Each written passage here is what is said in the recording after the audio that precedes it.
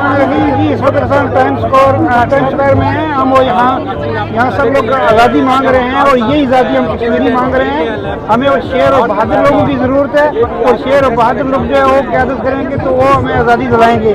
और हम यहाँ सिर्फ और सिर्फ इमरान खान की हिमायत के लिए आए हैं। अल्लाह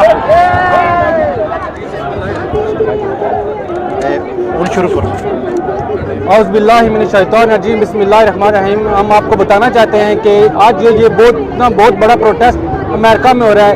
ये उम्मत मुस्लिमा का लीडर है, वाहिद लीडर है इमरान खान, जिसके पीछे ये खाकी वर्दी वाले लगे हुए हैं, ये बेगैरत लगे हुए हैं। मैं इनको आज कंडम करता हूँ यहाँ पे।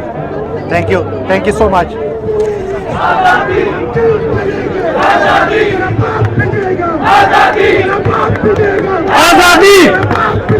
आजादी